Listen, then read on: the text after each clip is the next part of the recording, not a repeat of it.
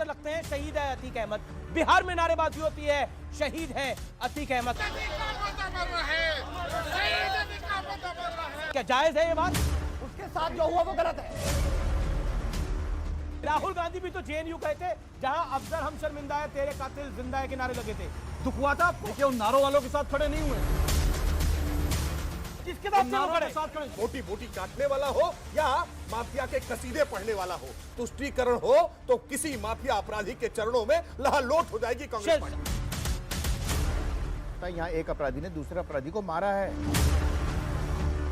हिम्मत है तो अपने दम पर कहिए, डरने की बात नहीं है। खत्म नहीं हुआ है, बोलना बंद करिए। हौस देने की आप जरूरत बैठ नहीं करके है। हिस्सा सच बोलेंगे डंके की अतीक अहमद के साथ। नमस्कार व्यूअर्स, मैं हूं अमीश देवगन और आप देख रहे हैं सीएनबीसी आवाज पे टक्कर की पब्लिक डिबेट का एडिशन। आज माफिया अतीक अहमद पर अतीत के पन्ने खोलने का दिन है व्यूअर्स, और यकीन मानिए ये पन्ने जब खुलेंगे तो कई नेताओं की सियासत एक्सपोज हो जाएगी, क्योंकि एक सामान्य टांगे वाले का बेटा किसी इत्तेफाक से यूपी का माफिया नंबर 1 नहीं बना है, बल्कि इसके पीछे माफियागिरी और पॉलिटिक्स का जबरदस्त मिश्रण है, कॉकटेल था।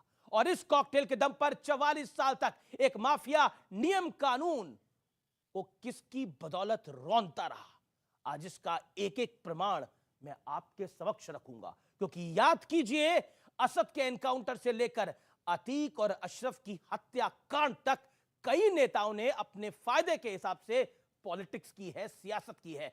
असद का एनकाउंटर होते ही अखिलेश यादव बोल पड़े कि भारतीय जनता पार्टी भाईचारे के खिलाफ है, और अतीक और अशरफ की हत्या हुई तो उन्हीं की पार्टी के बड़े नेता member of parliament Shafiqur Rahman Barq ने कहा कि जुल्म की इंतहा हो गई है।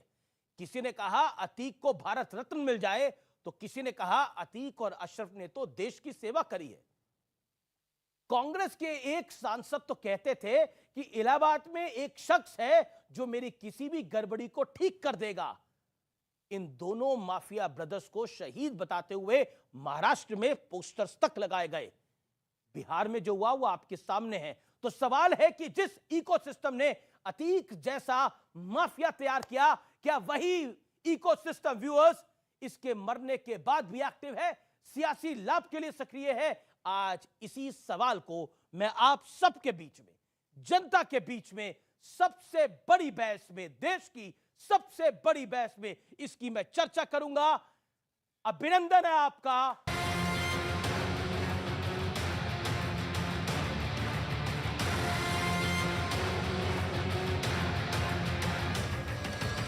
मोदी कहाँ है? ये तो पीछे से लगा के आगे खड़ा किए गए ड्रामा है ये। न ये अकड़ बची, न ये ठसक बची, और न ही ये हस्ती बची। सब मिट्टी में मिल गए। लेकिन सवाल तो पूछा ही जाएगा कि एक सामान्य से तांगे वाले का बेटा यूपी का सबसे बड़ा माफिया कैसे बना? 44 साल तक नियम कानून को किसकी शह पर वो रौंदता रहा? 2017 से पहले क्यों पुलिस और प्रशासन इसके आगे बौने साबित होते थे? कैसे जब अतीक का काफिला निकलता था तो लोगों की आंखें फटी की फटी रह जाती थी, क्योंकि हाईवे जैम हो जाता था, गाड़ियों की संख्या गिने खत्म नहीं होती थी। तो जरा सियासत की एक कड़ियां जोड़ी और समझिए कि इस खेल के पीछे कौन सा एंगल था। दंगा नहीं होता जब मायावती की सरकार रहती है, भाजपा की सरकार रहती है, तब आप दबके रहते हो अपने घर में, और जब मुलायम सिंह की सरकार होती है तो सीना तान के चलते हो सड़क पे, और जब सीना तान के सड़क पे चलते हो तो ये दूसरों को नागवार गुजरता है और इसीलिए दंगा होता है। लेकिन ये सिर्फ बीते दौर की बात नहीं। असद के एनकाउंटर से लेकर अतीक और अशरफ की हत्या तक सियासत का नजारा खुद पूरी कहानी बयां कर रहा है। या अल्लाह, अतीक अहमद की शहादत को कबूल फरमा। असद का एनकाउंटर होते ही अखिलेश यादव बोल पड़े ये फर्जी एनकाउंटर, भाजपा भाईचारे के खिलाफ। और इसके बाद असद से अतीक तक सबने अपने अपने सियासी फायदे के मुताबिक बयानबाजी की। हम खुशी मना रहे कि मरने वाला मुसलमान है तो कोई बात नहीं। इनके साथ ये जुल्म हुआ है। क्या चल रहा है देश में? जिसको मर्जी मार दो।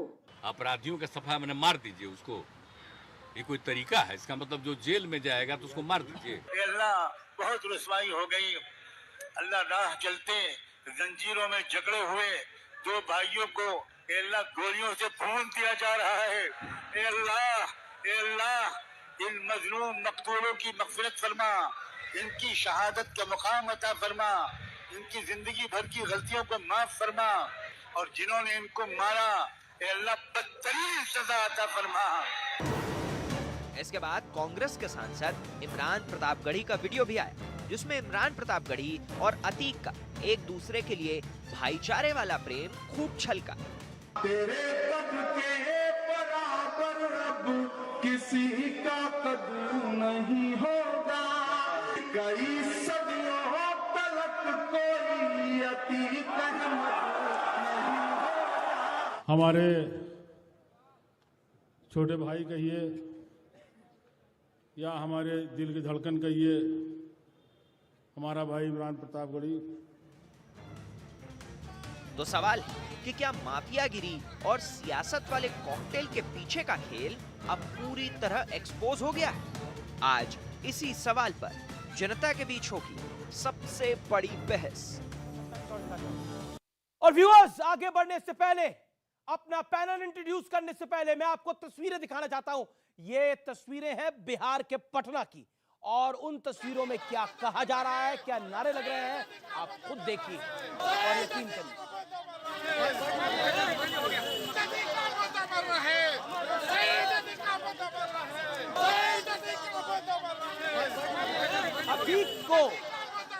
अतीक अहमद को शहीद बताया गया है, और पटना में